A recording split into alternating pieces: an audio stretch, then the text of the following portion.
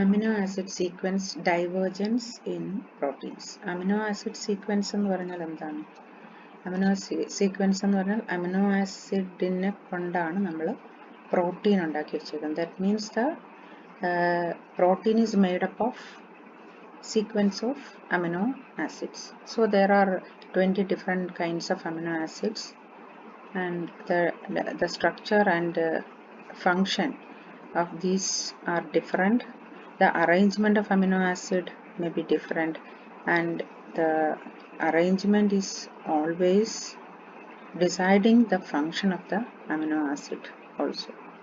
അപ്പോൾ സ്ട്രക്ചർ എങ്ങനെയാണ്, അതിൻ്റെ ഏത് ഓർഡറിലാണ് അടുക്കി വെച്ചേക്കുന്ന അമിനോ ആസിഡ്, ഏതെല്ലാം തരത്തിലുള്ള അമിനോ ആസിഡാണ്, അത് എത്ര എണ്ണമാണ് വരുന്നത്.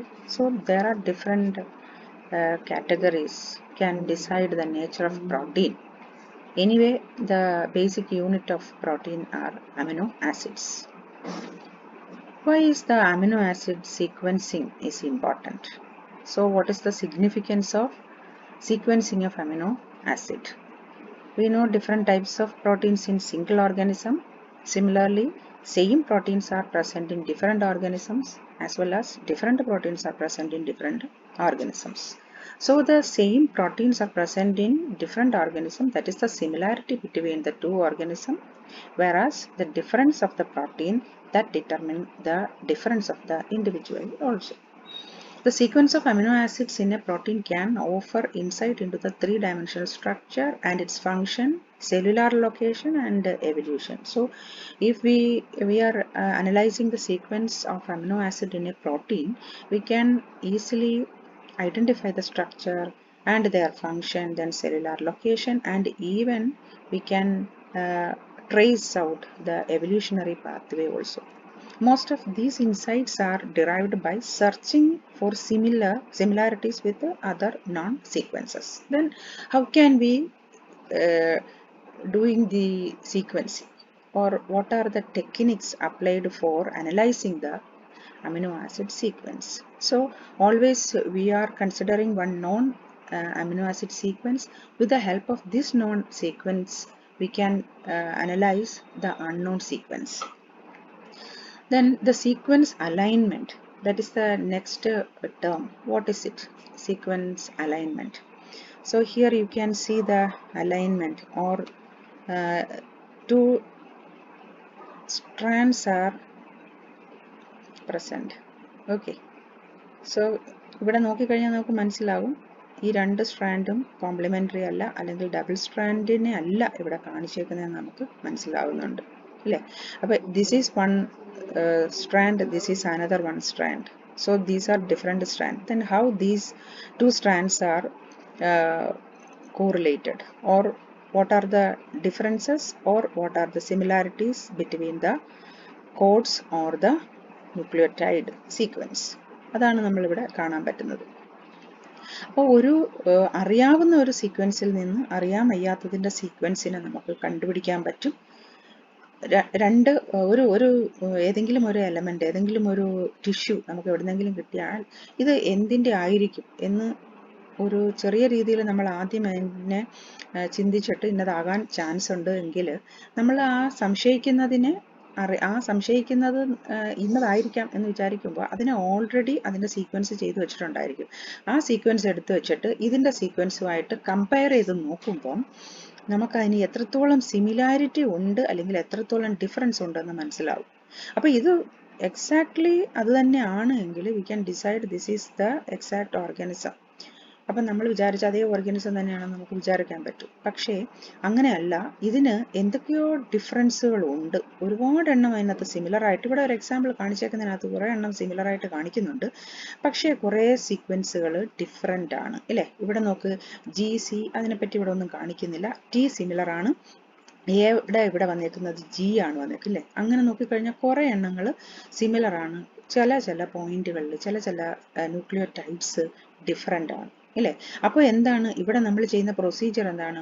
ഒരു കമ്പയർ ചെയ്യാൻ പറ്റും. ആരെയാണ് കമ്പയർ ചെയ്യാൻ പറ്റുന്നത്? 2 or more സീക്വൻസസിനെ നമുക്ക് കമ്പയർ ചെയ്യാൻ പറ്റും. ഇപ്പോൾ ഒരു സീക്വൻസ് നോൺ ഉണ്ടെങ്കിൽ നമുക്ക് അൺനോൺ ആയിട്ടുള്ളതിനെ ഇതിൻ്റെ കൂട്ടത്തിൽ കൊണ്ടുവയ്ക്കാം. അല്ലെങ്കിൽ പല തരത്തിലുള്ള നോൺ സീക്വൻസസ് ഉണ്ട് എങ്കിൽ ആ സീക്വൻസസിന് ഏതിനെ വേണമെങ്കിലും ഈ അൺനോണുമായിട്ട് നമുക്ക് കമ്പയർ ചെയ്ത് നോക്കിക്കഴിഞ്ഞാൽ ഏറ്റവും കൂടുതൽ ഏതുമായിട്ടാണ് സിമിലാരിറ്റി കാണിക്കുന്നതെന്ന് വെച്ച് കഴിഞ്ഞാൽ, അല്ലെങ്കിൽ ചിലപ്പോൾ ഇതിനകത്തുള്ള ഏതെങ്കിലും ഒരെണ്ണമായിട്ട് എക്സാക്റ്റ് ആയിട്ട് അത് കോയിൻസൈഡ് ചെയ്യുന്നുണ്ടായിരിക്കും. അങ്ങനെ ഉണ്ടെങ്കിൽ അങ്ങനെ. So we can decide the nature of the sequence and thereby we can decide the nature of the organism or the evolutionary pattern of the organism. That is one of the most significant factor behind the sequencing of amino acid. അപ്പോൾ amino acid sequencing എന്ന് പറയുമ്പോഴത്തേക്കും that is എന്താണ്, amino ആസിഡിനെ sequence ചെയ്യണമെങ്കിൽ ആ amino acid ഉണ്ടാവണമെങ്കിൽ തന്നെ ആരുണ്ടാവണം, അവിടെ ഒരു ന്യൂക്ലിയോടൈഡ് സീക്വൻസിങ് ഉണ്ടാവണം. അല്ലെങ്കിൽ ജീനാണ് അമിനോ ആസിഡിനെ ഡിറ്റർമിൻ ചെയ്യുന്നത്. നമുക്കറിയാം ഒരു ജീൻ എന്ന് പറയുമ്പോൾ ന്യൂക്ലിയോടൈഡ് വെച്ച് ഉണ്ടാക്കിയിരിക്കുന്നുണ്ട്. അതിൽ നിന്ന് ജീനിൽ നിന്ന്, അതായത് DNA-യിൽ നിന്ന് RNA ഉണ്ടാകുന്നു. ആ RNA mRNA ആണെങ്കിൽ ആ mRNA-യിൽ 3 കോഡുകൾ അല്ലെങ്കിൽ 3 ന്യൂക്ലിയോടൈഡുകൾ ചേരുമ്പോഴാണ് നമ്മളതിനെ ട്രിപ്ലറ്റ് കോഡോൺ എന്ന് പറയും. അതാണ് ഒരു കോഡ് എന്ന് പറയുന്നത്. ജനറ്റിക് കോഡായിട്ട് നമ്മൾ അതിനെയാണ് കൺസിഡർ ചെയ്യുന്നത്. അങ്ങനെ ഒരു ജനറ്റിക് കോഡ്, ഒരു ട്രിപ്ലറ്റ് കോഡോൺ ആണ് ഒരു അമിനോ ആസിഡിനെ ഡിറ്റർമിൻ ചെയ്യുന്നത്. അപ്പം നമുക്ക് മനസ്സിലായില്ലേ, അമിനോ ആസിഡിനെ നമ്മൾ സീക്വൻസ് ചെയ്യണമെന്നുണ്ടെങ്കിൽ ന്യൂക്ലിയോടൈഡിൻ്റെ സീക്വൻസിങ് അതിനകത്ത് ഓൾറെഡി അതിനകത്ത് വരും. അല്ലെങ്കിൽ നമ്മൾ അമിനോ ആസിഡിനെ പറയുമ്പോൾ തീർച്ചയായിട്ടും ന്യൂക്ലിയോടൈഡിനെ നമുക്ക് മറന്നുകൊണ്ടൊരു കാര്യം പറയാനായിട്ടേ സാധിക്കത്തില്ല. Nucleotide in terms of nucleotide ആണ് അമിനോ ആസിഡിനെ നമുക്ക് അൾട്ടിമേറ്റ് ആയിട്ട് പറയാൻ പറ്റുന്ന ഒരു കാര്യം എന്ന് പറയുന്നത്. ഇവിടെ നോക്കിക്കഴിഞ്ഞാൽ 2 തരത്തിലുള്ള സീക്വൻസുകൾ നമ്മൾ കാണിച്ചിട്ടുണ്ട്. ഒരു തരത്തിലുള്ള സീക്വൻസിനകത്ത് എന്താ പറയുന്നത്, ഈ സീക്വൻസ് 2 എടുത്തു വെച്ചിട്ട് ഇതിനകത്ത് ചില ഡിഫറൻസസ് ഒക്കെ കാണിക്കുന്നുണ്ട്. എങ്കിൽ അടുത്ത ഒരു സെഗ്മെന്റിൽ, അടുത്ത ഒരു സീക്വൻസിൽ ഇവിടെ കുറച്ച് ഗ്യാപ്പുകൾ ഇട്ട് കാണിക്കുന്നുണ്ട്. ഇവിടെ ചിലപ്പോൾ ഉണ്ടാവത്തില്ല. ഈ ഒരു സീക്വൻസ് വെച്ച് നോക്കിയ അല്ലെങ്കിൽ ഇതിനെ വെച്ച് അനലൈസ് ചെയ്തപ്പോൾ something is seen unknown, അല്ലെങ്കിൽ അവിടെ ഒന്നുമില്ല, nothing is present in between these sequence. അവിടെ എന്തോ ഒരു അവ്യക്തമായ ഒരു കാഴ്ചയാണ് അല്ലേ നമുക്ക് കാണാൻ പറ്റുന്നത്, അൺനോൺ ആയിട്ടുള്ളതാണ് കാണുന്നത്. അപ്പോൾ ഇത് എങ്ങനെയാണ്, എന്താണ് എന്നുള്ള, അപ്പോൾ ഇവിടെ എന്താ പറയുന്നത്, ഒരു ഡെഫിനിഷൻ, സീക്വൻസ് അലൈൻമെന്റിനെ പറ്റി ഒരു ഡെഫിനിഷൻ പറഞ്ഞേക്കുകയാണ്. 2 സ്ട്രിങ്ങുകൾ അല്ലെങ്കിൽ 2 സ്ട്രാൻഡുകൾ തരുവാണെങ്കിൽ ഒന്നിനെ എക്സ് എന്നും നമ്മൾ ഒന്നിനെ വൈ എന്നും എടുക്കുകയാണെങ്കിൽ എക്സിന്റെ 1, 2, 3 എന്ന് പറഞ്ഞിട്ട് n നമ്പർ ഓഫ് വരാം അല്ലേ. അതുപോലെ തന്നെ പിന്നെ എക്സിനെ ഇവിടെ പറഞ്ഞേക്കുന്നത് n നമ്പർ അല്ല പറഞ്ഞേക്കുന്നത് m നമ്പർ എന്ന് പറഞ്ഞിട്ടുണ്ട്. അതുപോലെ തന്നെ വൈ എടുക്കുവാണെങ്കിൽ വൈയും 1, 2, 3 എന്ന് പറഞ്ഞിട്ട് എന്താണ് ഒരുപാട് നമ്പേഴ്സ് വരാം. So we can represent that with n number. അങ്ങനെ എക്സ് ആൻഡ് വൈനെ 0 to m എന്നും 0 to n എന്നും 2 കാൽക്കുലേഷനിൽ എടുത്തു കഴിഞ്ഞാൽ ഈ അലൈൻമെന്റ് എന്ന് പറയുന്നത് എന്താണ്, it is an assignment of gap ആണ്. ഈ ഗ്യാപ്പുകൾക്കുള്ള ഒരു അസൈൻമെന്റ് അല്ലെങ്കിൽ ആ പൊസിഷനിൽ എന്താണ് സംഭവിക്കുന്നത് എന്നുള്ളത് നമുക്ക് പറയാൻ പറ്റുന്ന ഒരു കാര്യമാണ്. എന്ന് വെച്ചാൽ എന്താണ്, ഈ സീക്വൻസിന്റെ അലൈൻമെന്റ് ശരിയാണോ, ഈ ന്യൂക്ലിയോടൈഡുകൾ തമ്മിൽ ഒന്നുപോലെയാണോ ഇരിക്കുന്നത് എന്ന് നമുക്ക് ഒന്നിനൊന്ന് ഓരോ സീക്വൻസിന് അല്ലെങ്കിൽ ഒരു ന്യൂക്ലിയോടൈഡ് സീക്വൻസിന് മറ്റൊന്നിനെ വെച്ച് ചേർത്ത് വെച്ച് അതിനെ തിരിച്ചറിയുന്നതിന് ആ ലെറ്ററുകളെ തമ്മിൽ യോജിപ്പിച്ച് തിരിച്ചറിയുന്ന ഒരു മെത്തേഡാണ്, അല്ലെങ്കിൽ അതിനെയാണ് എന്തെന്ന് പറയുന്നത്, സീക്വൻസ് അലൈൻമെന്റ് എന്ന് നമ്മൾ പറയുന്നത്. അപ്പോൾ 0 to m in x and 0 to n in y, so as to line up each letter in one sequence with either a letter or a gap. ഒന്നിൽ ഇവിടെ ഒരു ലെറ്റർ ആവാം അല്ലെങ്കിൽ ഗ്യാപ്പ് ആവാം ഇല്ലേ. അപ്പോൾ ഇവിടെ നോക്കൂ, ഇവിടെ രണ്ടും ലെറ്ററുകൾ തന്നെയാണ്, ഇവിടെയൊക്കെ ലെറ്റർ ആണ്. But here different regions we can see the gap and the other strand that possess the nucleotide itself. Okay, so one letter is എന്താണ് sequenced with or matched with the another one letter or a gap. അങ്ങനെയുള്ള ഒരു ടെക്നിക്കാണ് sequence alignment എന്ന് പറയുന്നത്. Then see, what is the reason behind the variation of the organism? Actually എന്തുകൊണ്ടാണ് organisms ഒക്കെ vary ചെയ്തു പോകുന്നത്, എന്താണ്, അല്ലെങ്കിൽ എന്തുകൊണ്ടാണ് അത് എവല്യൂഷൻ എന്ന് പറഞ്ഞ ഒരു ടേം പോലും നമ്മൾ ഉപയോഗിക്കുന്നത് എന്താണ്. there are different types of organisms are present on the earth and we are എന്താണ് എപ്പോഴും നമ്മൾ ഡിസ്ക്രൈബ് ചെയ്തുകൊണ്ടിരിക്കുന്ന ഒരു ടേം തന്നെയാണ് ഈ എവല്യൂഷൻ എന്ന് പറയുന്നത്. So we R strongly believe in evolution ഇല്ലേ. that is because of the reasons put forwarded by different scientists in the field of evolution. അവർ ഒരുപാട് റീസൺസ് ഇതിനകത്ത് പറയുന്നുണ്ട്. അവർ ഈ വേരിയേഷൻ വരാൻ കാരണം എന്താണ്, ഓരോ ഇൻഡിവിജ്വൽ തമ്മിലുള്ള വേരിയേഷൻ, വിത്തിൻ ദ സ്പീഷീസ് എന്തുകൊണ്ടാണ് വേരിയേഷൻ വരുന്നത്, പിന്നെ ഇൻ ബിറ്റ്വീൻ എന്താണ്, ഇൻട്രാ ആൻഡ് ഇന്റർ സ്പീഷീസിൽ വരുന്നത് എന്താണ്, അങ്ങനെ എല്ലാ കാര്യങ്ങളും അവർ പറയുന്നുണ്ട്. എങ്ങനെയായാലും വേരിയേഷൻ്റെ ഏറ്റവും പ്രധാനപ്പെട്ട കാരണം എന്ന് നമ്മൾ കണ്ടുവച്ചേക്കുന്നത് മ്യൂട്ടേഷനാണ്. So last class we were studied about the mutation and the molecular drive അല്ലേ. മോളിക്കുലർ ഡ്രൈവ് എന്താണെന്ന്, മ്യൂട്ടേഷൻ എന്താണെന്നുള്ളൊക്കെ ഒരു ഡിഫറൻസും അല്ലെങ്കിൽ അതിൻ്റെ റിലേഷനൊക്കെ നമ്മൾ പഠിച്ചു കഴിഞ്ഞിട്ടുണ്ട്. ഇവിടെ സോഴ്സസ് ഓഫ് വേരിയേഷൻ എന്താണെന്നാണ് പറയുന്നത്. ഇതിന് പറഞ്ഞു കഴിഞ്ഞാൽ മ്യൂട്ടേഷന് കാരണമാകുന്ന ഫാക്ടേഴ്സ് എന്തൊക്കെയാണ് നമ്മളിവിടെ തന്നെ നേരത്തെ പഠിച്ചിട്ടുള്ളതാണ്. വളരെ സിമ്പിളായിട്ട് പറഞ്ഞു പോകാൻ നമുക്ക്. ന്യൂക്ലിയോടൈഡ് സബ്സ്റ്റിറ്റ്യൂഷൻ അല്ലേ, ഒന്നിനെ വെച്ചിട്ട് വേറൊന്നിനെ ആഡ് ചെയ്യുക, ഒന്ന് മാറ്റിയിട്ട് വേറൊന്ന് അതിന് പകരമായിട്ട് വേറൊന്ന് വെച്ച് സബ്സ്റ്റിറ്റ്യൂട്ട് കൊടുക്കുകയാണ് അല്ലേ. അപ്പോൾ റെപ്ലിക്കേഷൻ എറർ വരാം, കെമിക്കൽ റിയാക്ഷൻസും ആ ഭാഗത്തൊക്കെ ഉണ്ടാകാം. ഇൻസേർഷൻ ഓർ ഡെലീഷൻ, അതിന് ഇൻഡൽസ് നമ്മൾ പറയാറുണ്ട്. അപ്പോൾ രണ്ടിനെയും കൂടെ ചേർത്ത് പറയുന്ന ഒരു ടേമാണ് ഇൻസേർഷനും ഡെലീഷനും എന്നുള്ള അർത്ഥത്തിൽ. Okay, so insertion or deletion, insertion addition ആണെങ്കിൽ ഡെലീഷൻ എന്ന് വെച്ചാൽ റിമൂവലാണ്. Unequal crossing or replication slippage, ഇങ്ങനെ രണ്ട് ഫാക്ടേഴ്സ് ഇതിൻ്റെ കൂട്ടത്തിൽ വരാം. ദെൻ ഡ്യൂപ്ലിക്കേഷൻ, ഡ്യൂപ്ലിക്കേഷൻ എന്ന് പറഞ്ഞാൽ എന്താണ്, അതിൻ്റെ മൾട്ടിപ്ലിക്കേഷൻ അല്ലെങ്കിൽ കൂടുതലായിട്ട് ഒന്ന് ഇരട്ടിയായിട്ട് വരികയാണ്. ഒരു ലെറ്റർ ഉള്ള അല്ലെങ്കിൽ ഒരു ന്യൂക്ലിയോടൈഡ് ഉള്ളിടത്ത് ഒരെണ്ണോ രണ്ടെണ്ണോ മൂന്നെണ്ണോ നാലെണ്ണോ അതിനെ മൾട്ടിപ്ലൈ ചെയ്ത് അല്ലെങ്കിൽ കൂടുതലായിട്ട് വരുന്നതിനാണ് ഡ്യൂപ്ലിക്കേഷൻ എന്ന് പറയുന്നത്. സെയിം ആയിട്ടുള്ളത് കൂടി കൂടി വരും. സിംഗിൾ ജീനിൽ കംപ്ലീറ്റ് ജീൻ ഡ്യൂപ്ലിക്കേഷൻ ഉണ്ടാവാം. ഒരു ജീനിനെ മാത്രം എടുത്താൽ ആ ഒരു ജീനിന് നമ്പർ ഓഫ് ന്യൂക്ലിയോടൈഡ്സ് എത്ര എണ്ണം, ഒരു പ്രിസ്ക്രൈബ്ഡ് നമ്പർ ഓഫ് ന്യൂക്ലിയോടൈഡ്സ് ഉണ്ടാവും. ആ ന്യൂക്ലിയോടൈഡിനെ മൊത്തമായിട്ട് നമ്മൾ ജീൻ എന്ന് പറയുന്നത്, ഒരു യൂണിറ്റ് അത് അല്ലേ. അപ്പോൾ ആ ജീനിന്, ഒരു സിംഗിൾ ജീനിന് ഡ്യൂപ്ലിക്കേഷൻ ഉണ്ടാവാം, അതിന് കംപ്ലീറ്റ് ജീൻ ഡ്യൂപ്ലിക്കേഷൻ എന്ന് നമ്മൾ പറയും. അതേസമയം ഒരു ജീനിൻ്റെ പാർട്ടിന് internal or partial gene duplication ഉണ്ടാകാം. ഇപ്പോൾ ഒരു 20 ന്യൂക്ലിയോടൈഡുള്ള ഒരു ജീനാണെങ്കിൽ അതിനകത്ത് ഒരു 5 എണ്ണത്തിന് അല്ലെങ്കിൽ ഒരു 10 എണ്ണത്തിന് മാത്രം ഡ്യൂപ്ലിക്കേഷൻ സംഭവിച്ചു കാണാം, ബാക്കി 10 എണ്ണം അതുപോലെ തന്നെ ഇരിക്കുക. അപ്പോൾ അതിന് എന്താണ് പറയുന്നത്, ഒരു പാർട്ട് ഓഫ് ജീൻ ഡ്യൂപ്ലിക്കേഷൻ എന്നാണ് നമ്മൾ പറയുന്നത്. അത് തന്നെ ഡൊമൈൻ ഡ്യൂപ്ലിക്കേഷനും എക്സോ ഷഫ്ലിംഗ് എന്ന് രണ്ട് പേരിൽ പറയുന്നുണ്ട്. അതിനൊക്കെ ഒരുപാട് നമ്മൾ നീട്ടിപ്പിടിച്ച് പോകണ്ട. പാർട്ട് ഓഫ് എ ക്രോമസോം ഡ്യൂപ്ലിക്കേഷൻ്റെ വേറൊരു രീതിയാണ് ഒരു ക്രോമസോമിൻ്റെ പാർട്ട് തന്നെ ഡ്യൂപ്ലിക്കേറ്റ് ചെയ്യാം. അപ്പം നമുക്കറിയാം ഒരു ക്രോമസോമിൻ്റെ പാർട്ട് എന്ന് പറയുമ്പോൾ there are number of genes located in that particular region of the chromosome. So A single chromosome possesses a single DNA that we know. So a DNA, the condensed DNA that is present in a chromosome. So a part of the chromosome means a lot of genes are present in that particular region. So these chromosomes duplicate, or this part of the chromosome become duplicate and produce that much of duplication in that particular genes. അപ്പോൾ അങ്ങനെയുള്ളത് ഉണ്ടാകാം. Particular ആയിട്ടുള്ള ഒരു part ക്രോമസോമിന് duplicate ചെയ്യാം. ചിലപ്പോഴാണെങ്കിലോ the entire chromosome itself become duplicated and then that is called aneuploidy അല്ലെങ്കിൽ പോളിസോമി എന്ന് പറയും. മറ്റേതിനെയാണെങ്കിലോ പാർട്ടായിരുന്നെങ്കിൽ partial പോളിസോമി എന്ന് പറയും. നമ്മൾ aneuploidy and ploidy, euploidy ഒക്കെ നമ്മൾ പഠിച്ചിട്ടുണ്ട്. So in the case of aneuploidy, the entire chromosome, not the entire set of chromosome but the entire number of chromosome only duplicate ചെയ്യുവാണെങ്കിൽ അതിനെയാണ് അന്യൂപ്ലോയിഡി അല്ലെങ്കിൽ പോളിസോമി എന്ന് പറയുന്നത്. ചിലപ്പോഴാണെങ്കിൽ ദ ഹോൾ ജീനോം തന്നെ duplicate ചെയ്യാം. നമുക്കറിയാം എന്താണ് ജീനോം എന്ന്. What is genome?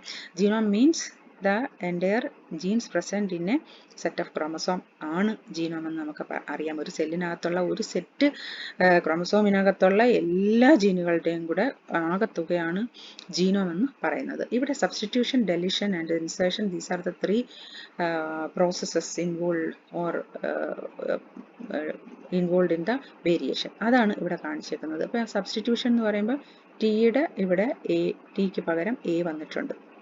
ഡെലീഷൻ ആണെങ്കിലോ ഇത് രണ്ടിൻ്റെയും സ്ട്രാൻഡുകൾക്ക് നീളത്തിനൊരു വ്യത്യാസവും വന്നിട്ടില്ല, പക്ഷേ ഒരു ലെറ്റർ അല്ലെങ്കിൽ ഒരു ന്യൂക്ലിയോടൈഡ് മാത്രം മാറി, ബാക്കിയെല്ലാം സെയിം ആണ്, same as the above. Then here we can see the length of the strand itself reduced. That means something lost from the second strand.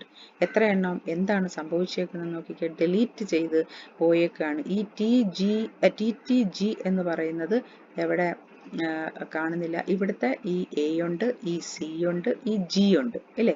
അത് കഴിഞ്ഞതിന് ശേഷം പിന്നെ വരുന്നത് എയും സിയുമാണ്. അതാണ്ട് ലാസ്റ്റിലാണ് കാണുന്നത്. So in between the G and A എന്തുണ്ടായിരുന്നു? three different nucleotides named TTG that were lost in this strand. ഇല്ലേ, ഇതിനകത്ത് അത് നഷ്ടപ്പെട്ടു പോയി. അതിനെയാണ് deletion എന്ന് പറയുന്നതെങ്കിൽ insertion എന്ന് പറഞ്ഞാൽ എന്താണ്? This is otherwise known as addition. So here the second strand, the length of the second strand becomes increased that of the first one. That is because of the addition of these three nucleotides. That is called insertion or duplicate, insertion or addition. Okay, these are the basic source of variation എന്ന് പറയുന്നുണ്ട്. Then see the rate of DNA evolution. DNA-യുടെ എവല്യൂഷന് ഒരു rate ഉണ്ട്, അല്ലെങ്കിൽ evolution നടക്കുന്നതിന്, DNA-യുടെ evolution നടക്കുന്നതിന് ഒരു date ഉണ്ട്, ആ റേറ്റ് ഉണ്ട്. ആ റേറ്റിനെന്ന് പറഞ്ഞാൽ അത് ഡിഫർ ചെയ്യും, അല്ലെങ്കിൽ അതിന് ചില ഡിഫറൻസസ് ഉണ്ട്, അതിന് ചില കാരണങ്ങളും ഉണ്ട്. എങ്ങനെയൊക്കെയാണ് ഇതിൻ്റെ റേറ്റിന് മാറ്റം വരുന്നതെന്നാണ് ഇവിടെ പറയുന്നത്. ഫങ്ഷണൽ ഓർ സിലക്റ്റീവ് കൺസ്ട്രെയിൻസ് കൊണ്ട് ഇതിനകത്ത് മാറ്റം ഉണ്ടാകാം. അതായത് പർട്ടിക്കുലർ ഫീച്ചേഴ്സ് ഓഫ് കോഡിംഗ് റീജിയൻസിൽ, particular features in 5' untranslated region, these can determine the rate of the DNA evolution. Second reason, that is variation among different gene regions with different functions. അപ്പോൾ among different gene regions with different function, different parts of a protein may evolve at different rate. ഒരു പ്രോട്ടീൻ്റെ part എന്ന് പറയുന്നത് അത് evolve ചെയ്യുന്നത് different റേറ്റിലാകാം. അത് എന്തുകൊണ്ടാണ്? അത് ആ ജീനിനകത്തുണ്ടാകുന്ന variation among different gene regions. ആ ഒരേ ജീനിനകത്ത് തന്നെ ചില വേരിയേഷൻസ് ഉണ്ടാവാം, അല്ലെങ്കിൽ ഡിഫറെൻ്റ് ജീൻസിനകത്ത് വേരിയേഷൻ ഉണ്ടാകും. എങ്ങനെയായാലും that will leads to the different part എന്തായിരിക്കും വരുന്നത്?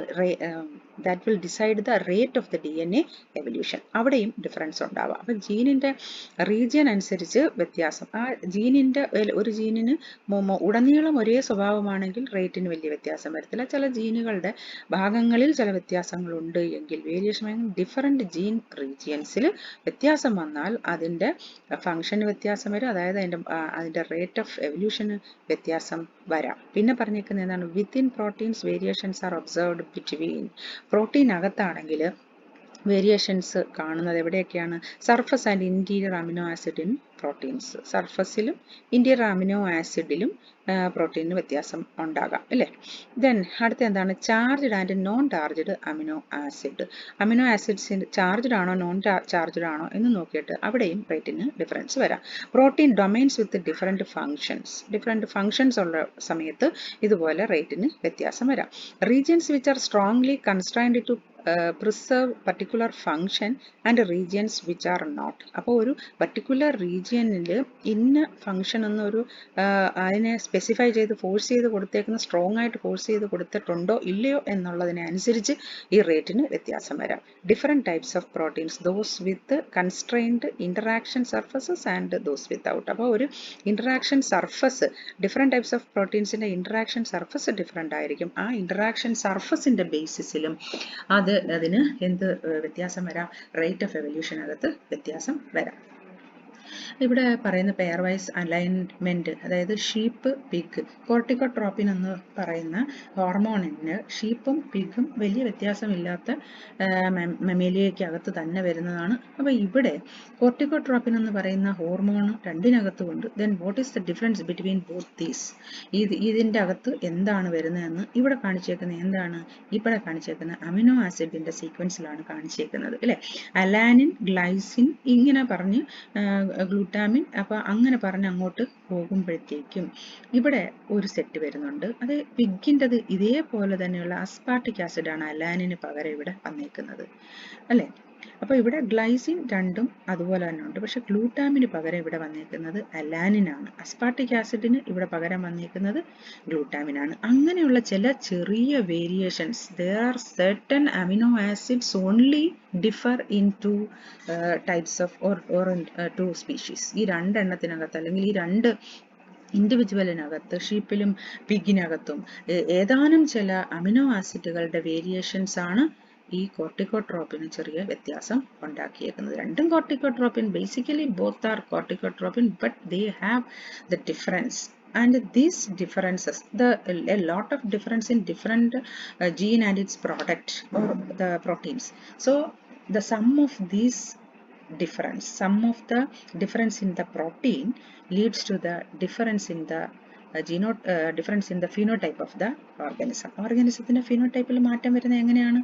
Sum total of the difference of the protein ആണ്. ആ പ്രോട്ടീനിന് എങ്ങനെയാണ് വ്യത്യാസം വരുന്നത്? അതിനകത്തുള്ള അമിനോ ആസിഡിനകത്ത് വരുന്ന വ്യത്യാസമാണ്. ആ അമിനോ ആസിഡിന് എങ്ങനെ വ്യത്യാസം വരും? അമിനോ ആസിഡിൽ വ്യത്യാസം വരുത്തുന്നത് ന്യൂക്ലിയോടൈഡുകളാണ്. അപ്പം നമ്മൾ പറഞ്ഞില്ലേ, അമിനോ ആസിഡ് എന്ന് പറഞ്ഞാൽ തീർച്ചയായിട്ടും നമ്മൾ ന്യൂക്ലിയോടൈഡിൽ തന്നെ വന്ന് നിൽക്കും. ഇവിടെ പറയുന്നതാണ് ഓക്സിറ്റോസിനും വാസോപ്രസിനും എന്ന് പറയുന്നത് വളരെ ഫെമിലിയർ ആയിട്ടുള്ള രണ്ട് ഹോർമോണുകളാണ്. അതിൻ്റെ വ്യത്യാസം ഇവിടെ ഇൻ ടേംസ് ഓഫ് ലെറ്റേഴ്സിൽ കാണിച്ചേക്കുന്നു, നമുക്ക് മനസ്സിലാകുന്നുണ്ട്. നോക്കൂ, ഇവിടെ ഒരു ഡിഫറൻസ് കാണുന്നുണ്ട്, അതുപോലെ LR എന്ന് പറയുന്ന ഒരു ഡിഫറൻസ് കാണുന്നുണ്ട്. So we can decide A small difference can produce A large variation. അപ്പോൾ ഒരു കുഞ്ഞ് ഡിഫറൻസ്, പക്ഷേ ഈ ഒരു ചെറിയ ഡിഫറൻസ് വരണമെങ്കിൽ 1, 2, 10, 10,000 വർഷങ്ങൾ കൊണ്ട് ഇതൊന്നും നടക്കത്തില്ല. നമ്മൾ മണിക്കൂറോ ദിവസങ്ങളോ അല്ല പറഞ്ഞത്, ഇത്രയും വർഷങ്ങൾ കൊണ്ട് പോലും ഇതൊന്നും സംഭവിക്കാൻ പോകുന്നില്ല. So it will take more million or billion or trillions of years. അത്രയും സമയം എടുത്തെങ്കിലേ ഒരു ന്യൂക്ലിയോടൈഡിന് വരുന്ന മാറ്റം അടുത്ത ഒരു ജനറേഷനിലേക്ക് ട്രാൻസ്ഫർ ചെയ്യുകയും അതൊരു ഗ്രൂപ്പിൽ, ഒരു പോപ്പുലേഷനിൽ അത് ഫിക്സ് ചെയ്യുകയും ചെയ്യണം. എങ്കിൽ മാത്രമേ നമ്മൾ അതിനെ വേരിയേഷൻ ആയിട്ട് നമുക്ക് പറയാൻ പറ്റത്തുള്ളൂ. നമുക്കിപ്പം മ്യൂട്ടേഷൻ ഉണ്ടാവും, ഇപ്പം അച്ഛനോ അമ്മയ്ക്കോ ഉണ്ടാകുന്ന ഒരു ചെറിയ വേരിയേഷൻ അത് മക്കളിൽ ഉണ്ടാവാം. ആ മക്കൾക്ക് സഡനായിട്ട് അല്ലെങ്കിൽ അത് നിയറായിട്ട് വരുന്ന ഒരു ജനറേഷനിൽ അത് ഉണ്ടാകാം. പക്ഷെ അത് ഒരു ജനറേഷൻ അല്ലെങ്കിൽ ഒരു ഹ്യൂമൻ ബീയിങ്സ് എന്ന് പറയുന്ന ഒരു സ്പീഷീസിൽ അത് ഫിക്സ് ചെയ്തെങ്കിൽ മാത്രമേ അത് എവല്യൂഷനായിട്ട് മാറത്തുള്ളൂ, അല്ലേ? അത് എവല്യൂഷനായിട്ട് മാറണമെങ്കിൽ ആ ഒരു ക്യാരക്ടർ പിന്നെ കണ്ടിന്യൂ ചെയ്ത് പോകണം. ആ ഒരു സെറ്റപ്പ്, ആ ഒരു സ്പീഷീസിനകത്ത് ഇത് കണ്ടിന്യൂസ് ആയിട്ട് വന്നു പോകണം. എങ്കിൽ മാത്രമേ നമ്മൾ ആ പോപ്പുലേഷനിൽ ആ ഒരു ക്യാരക്ടർ ഫിക്സ് ചെയ്തു എന്ന് പറയാൻ നമുക്ക് പറ്റത്തുള്ളൂ.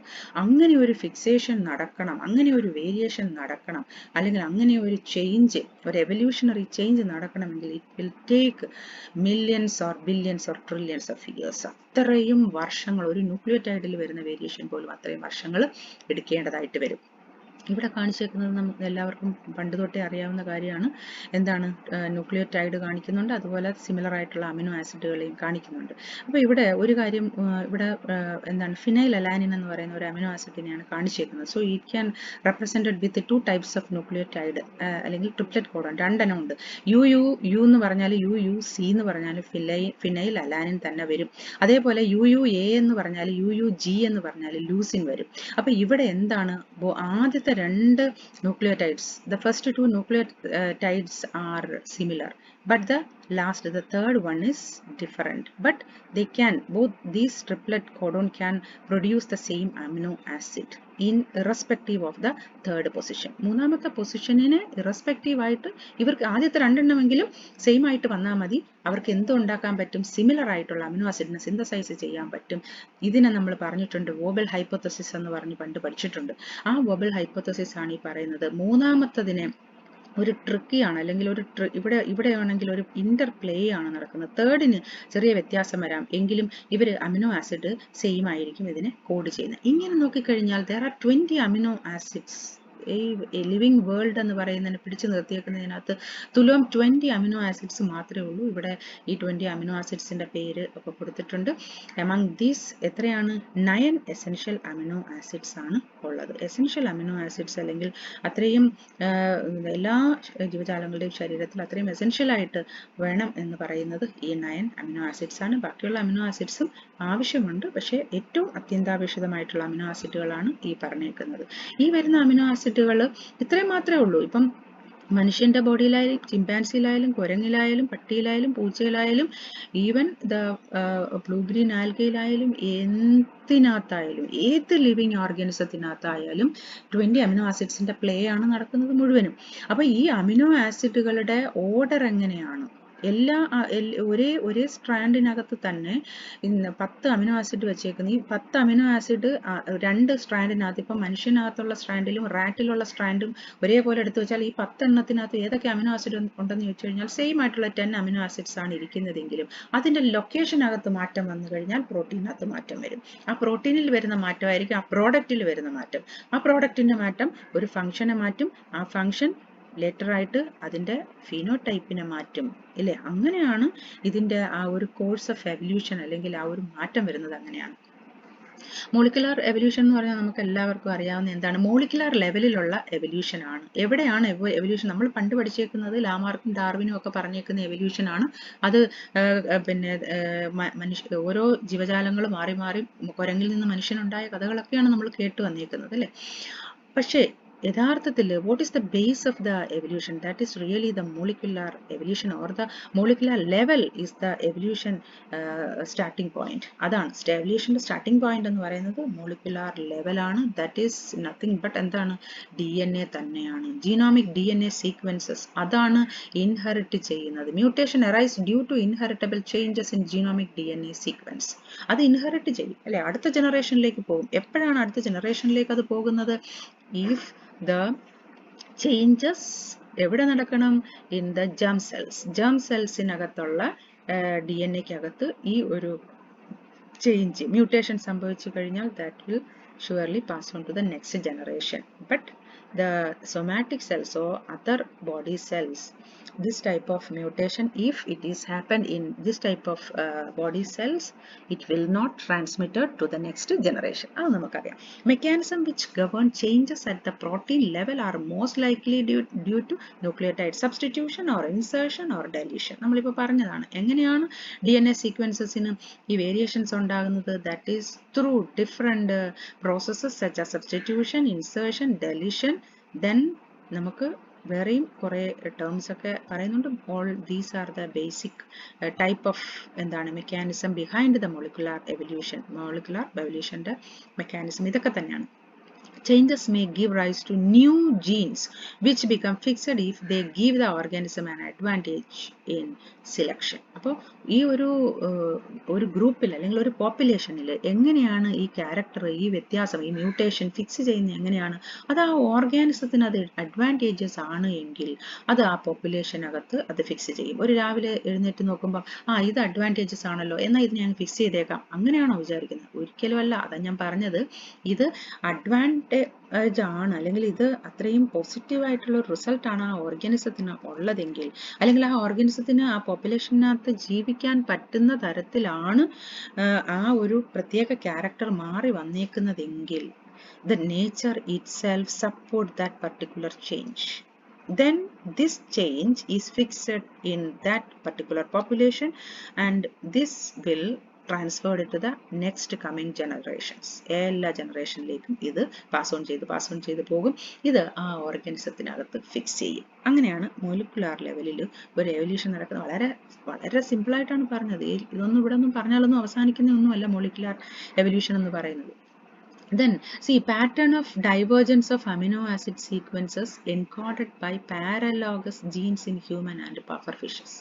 ഇനി ഇവിടെ പറയുന്നത് ഹ്യൂമനും പഫർ ഫിഷസിലുമുള്ള ജീനുകൾക്ക് അല്ലെങ്കിൽ അവിടെയുള്ള സീക്വൻസ് അമിനോ ആസിഡ് സീക്വൻസിന് എന്തെങ്കിലും വ്യത്യാസമുണ്ടോ അല്ലെങ്കിൽ എന്തെങ്കിലും സിമിലാരിറ്റി ഉണ്ടോ, എന്താണ് അവർ തമ്മിലുള്ള റിലേഷൻ എന്ന് പറയുന്നുണ്ട്. അപ്പോൾ ഇവിടെ ഒരു രണ്ട് നടക്കുന്ന വെച്ചാൽ the most recent common ancestor of human and puffer ഫിഷിനെയാണ് ഇവിടെ എടുത്ത് ചെയ്തു നോക്കിയിരിക്കുന്നത്. ഡ്യൂപ്ലിക്കേറ്റ് അതിൻ്റെ എന്താണ് സീക്വൻസിങ് ചെയ്തു നോക്കുന്നത്. അവിടെ എന്താ പറ്റിയത്? Sequence divergence were statistically indistinguishable. അവിടെ എന്താണെന്ന് ഡിസ്റ്റിങ്ക്യൂഷ് ചെയ്യാനായിട്ട് സാധിച്ചില്ല എന്ന് പറഞ്ഞു കഴിഞ്ഞാൽ എന്താണ് നമ്മൾ സാധാരണ വിചാരിക്കുന്നത്? ഹ്യൂമനും പഫർ ഫിഷും രണ്ടും എൻറ്റയർലി ഡിഫറെൻറ്റ് ഓർഗാനിസമാണ്. രണ്ടും കമാൻഡർ ദ സുവോളജി ആണ് അല്ലെങ്കിൽ commander ആനിമൽസിനകത്ത് വരുന്നതാണെങ്കിലും they have a lot of variations in their phenotype, genotype, etc. എല്ലാത്തിനകത്തും വരുന്നുണ്ട്.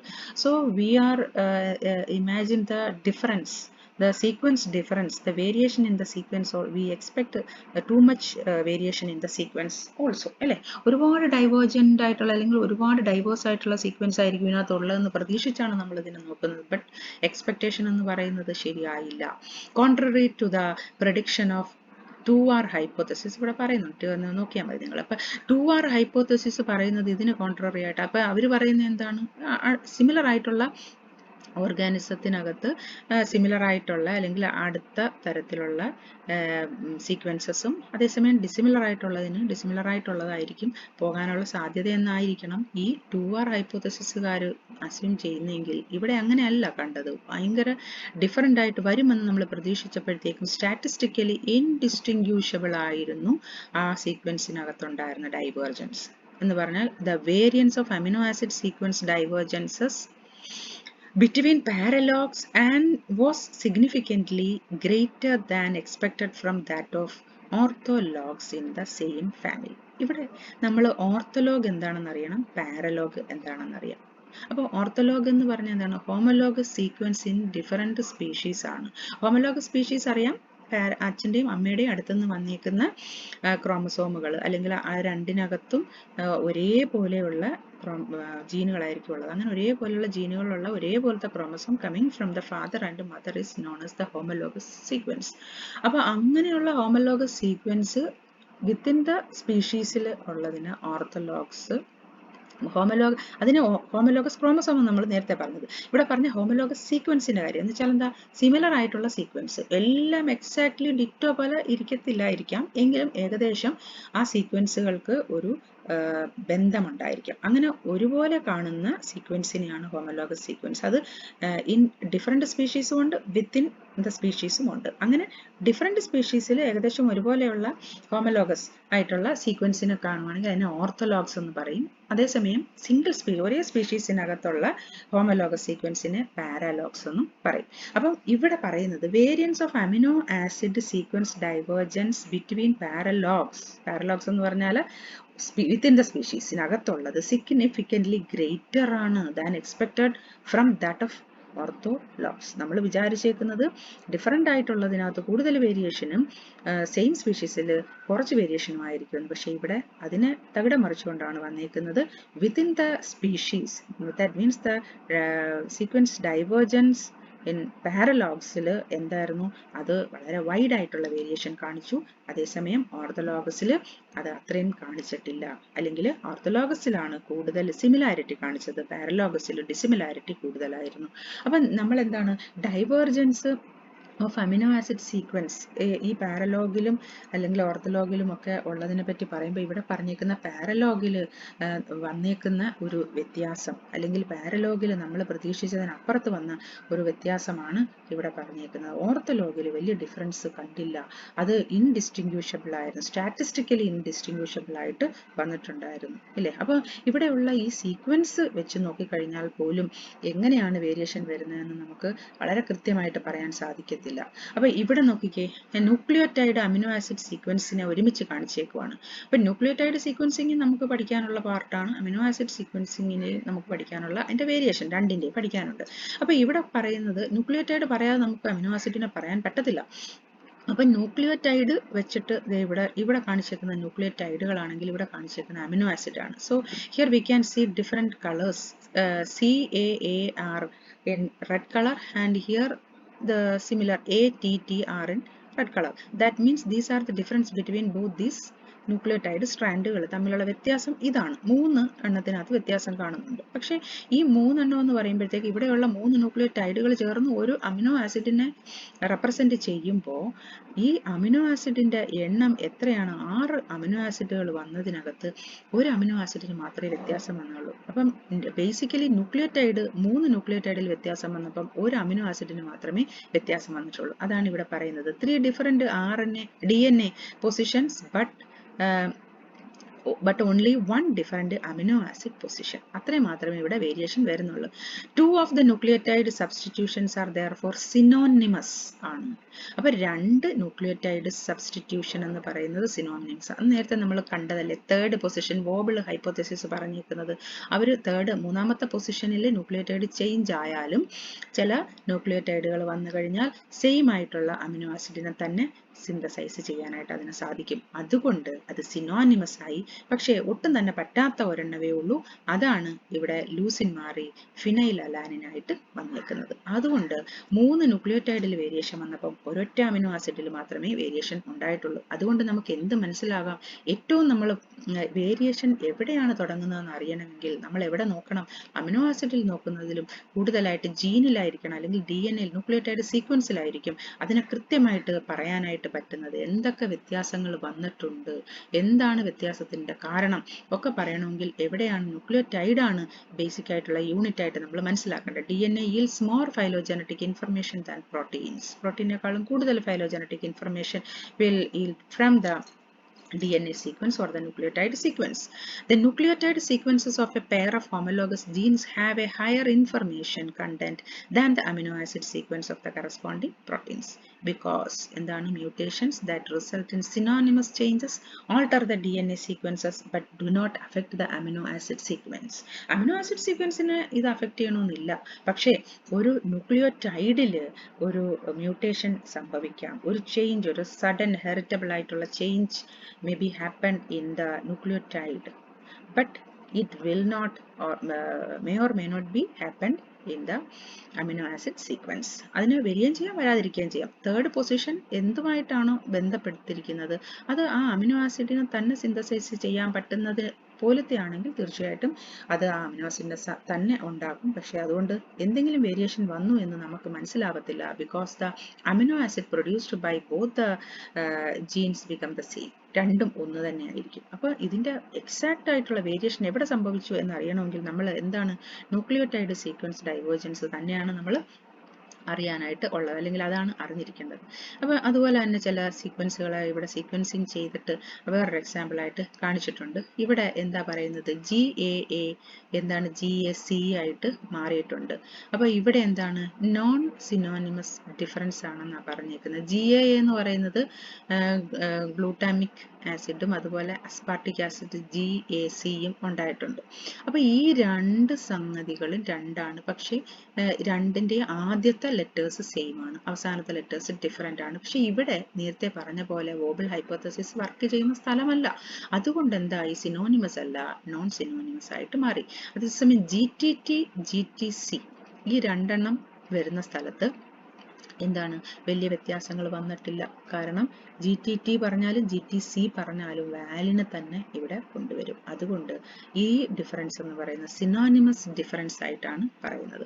ഇവിടെ നോക്കിക്കഴിഞ്ഞാൽ രണ്ട് പാത്തുകൾ കാണിച്ചിട്ടുണ്ട്. ഒരു കൺവേർഷൻ സംഭവിച്ചേക്കാണ്, അല്ലെങ്കിൽ ഒരു മ്യൂട്ടേഷൻ സംഭവിച്ചേക്കാണ്. TTT എന്ന് പറയുന്ന ഒരു ഫിനൈൽ അലാനിൻ അത് പ്രൊഡ്യൂസ് ചെയ്തുകൊണ്ടിരിക്കുമ്പോഴാണ് ഈ Tയുടെ ആദ്യത്തെ T മാറിയതിന് ശേഷം അവിടെ ഒരു G വന്നു. G വന്നു കഴിഞ്ഞപ്പോഴത്തേക്ക് എന്ത് വ്യത്യാസമാണ് വന്നേക്കുന്നത്? ഇവിടെ വേറെ ഒരു അമിനോ ആസിഡ് വാലിൻ എന്ന് പറഞ്ഞൊരു അമിനോ ആസിഡ് പ്രൊഡ്യൂസ് ചെയ്തു. അപ്പോൾ ഇത് ഏതാണ് നോൺ സിനോണിമസ് ആയിട്ടുള്ള ഡിഫറൻസ് ആണ് ഇവിടെ വന്നേക്കുന്നത്. അതേസമയം ഈ ഫിനൈൽ അലാനിൻ എന്ന് പറയുന്നത് TT അവസാനത്തെ ലെറ്റർ മാറിപ്പോയിട്ടുണ്ട്, A ആയിട്ടുണ്ട്, അതായത് ഏതായി അഡിനിൻ വന്നിട്ടുണ്ട്. അപ്പൊ ഇത് മൂന്നെണ്ണവും കൂടെ വന്നപ്പോഴത്തേക്ക് ഫിനൈൽ അലാനിന് പകരം ലൂസിനാണ് വന്നത്. അപ്പൊ നോക്കൂ, ആദ്യം G വന്ന് ഇവിടെ അവസാനം A വന്നു, രണ്ടും വളരെ ഡിഫറെന്റ് ആണ്. അപ്പൊ TT രണ്ടെണ്ണം ഉണ്ട്, ഇവിടെ എല്ലാത്തിനകത്തും TT ഉണ്ട്, പക്ഷേ മൂന്നും ഡിഫറെന്റ് ആയിട്ടുള്ള അമിനോ ആസിഡുകൾ തന്നെയാണ്. അതേസമയം ഇവിടെ നോക്കിക്കേ എന്താ സംഭവിക്കുന്നതെന്ന്. ഈ ലൂസിൻ TTA എന്ന് പറയുന്നതിന് അകത്തുള്ള TA നിലനിർത്തിയിട്ട് ഈ ആദ്യത്തെ ലെറ്റർ മാറി G വന്നു എന്ന് പറഞ്ഞാൽ ഇവിടെ ലൂസിൻ മാറിയിട്ട് വാലിനായിട്ട് മാറ്റപ്പെട്ടു, അല്ലെ, വാലിനായിട്ട് വന്നു. അതേസമയം GTT എന്ന് പറയുന്ന 3 ലെറ്ററിന്റെ അവസാനത്തെ ലെറ്റർ മാറ്റി GTA ആക്കി കഴിഞ്ഞപ്പോഴും വാലിൻ എന്ന് പറയുന്ന അതേ അമിനോ ആസിഡിനെ തന്നെയാണ് ഇവിടെ പ്രൊഡ്യൂസ് ചെയ്തത്. എന്ന് പറഞ്ഞാൽ ഈ ഭാഗത്ത് എന്താ ഉണ്ടായിരിക്കുന്നത്, സിനോണിമസ് ആയിട്ടുള്ളതാണ് വന്നിരിക്കുന്നതെങ്കിൽ ബാക്കിയുള്ള ഭാഗത്ത് നോൺ സിനോണിമസ് ആയിട്ടുള്ള ഡിഫറൻസ് ആണ് നമുക്ക് കാണാനായിട്ട് സാധിച്ചേക്കുന്നത്. അതാണ് ഇവിടെ പറഞ്ഞിരിക്കുന്നത്. 1 non synonymous and 1 synonymous substitution ആണ് പാർട്ട് 1-ൽ നടക്കുന്നത്. ഇത് പാർട്ട് 1 വരുന്നത്. അപ്പോൾ ഒന്ന് സിനോണിമസും ഇത് ഒരെണ്ണം സിനോണിമസും നടക്കും, ഇതൊരെണ്ണം നോൺ സിനോണിമസും നടക്കും. അതേസമയം ഇവിടെയാണെങ്കിലോ രണ്ടാമത്തെ പാർട്ടിൽ രണ്ടും നോൺ സിനോണിമസ് ആയിട്ടുള്ള സബ്സ്റ്റിറ്റ്യൂഷൻ ആണ് നടന്നിരിക്കുന്നത്. അപ്പോൾ ഇതൊക്കെ എന്തിന് കാരണമാകും? വേരിയേഷന് കാരണമാകും. That may ultimately leads to the mutation or that may ultimately leads to the evolution. അതാണ്. ഇനി പ്രോട്ടീൻ സീക്വൻസിങ് എന്ന് പറയുന്നത് it's a technique to determine the amino acid sequence of a protein. അത് നമുക്കറിയാവുന്ന കാര്യമാണ്. അതിനാണ് പ്രോട്ടീൻ സീക്വൻസിങ് എന്ന് പറയുന്നുണ്ട്. അപ്പോൾ ഡിഫറെൻ്റ് ആയിട്ടുള്ള metabolic processes and function structures everything have to analysed because of the sequencing of this protein or sequencing of the amino acid. So there are two major methods for sequencing the protein. They are named as mass spectrometry and Edman degradation reaction. These are the two types of, or these are the two techniques or methods of sequencing the protein or the amino acid. Okay, ഇത്രയാണ് amino ആസിഡിൻ്റെ ഇതിൻ്റെ technology. Mass spectrometry എന്താണെന്നും എഡ്മാൻ degradation reaction എന്താണെന്നും ഒക്കെ ഒരുപാട് detailed ആയിട്ട് പഠിക്കാനായിട്ട് വരുന്നില്ല. നിങ്ങൾക്ക് വേണമെങ്കിൽ ജസ്റ്റ് നോക്കാൻ വേണ്ടിയിട്ട് ഞാൻ ഇതിനകത്ത് ഇൻക്ലൂഡ് ചെയ്തിട്ടുണ്ട്. അപ്പോൾ അമിനോ ആസിഡ് സീക്വൻസിങ് പ്രോട്ടീൻ തന്നെയാണ്. പ്രോട്ടീൻ്റെ സീക്വൻസിങ്ങിനാണ് അമിനോ ആസിഡ് സീക്വൻസിങ് ആയിട്ട് പറയുന്നത്. അതിനെപ്പറ്റിയാണ് നമ്മളിപ്പം പറഞ്ഞ് അവസാനിപ്പിച്ചത്. മനസ്സിലായി കാണും എന്ന് വിചാരിക്കുന്നുണ്ട്. ഡൗട്ട് ഉണ്ടെങ്കിൽ ചോദിക്കുക. Thank you.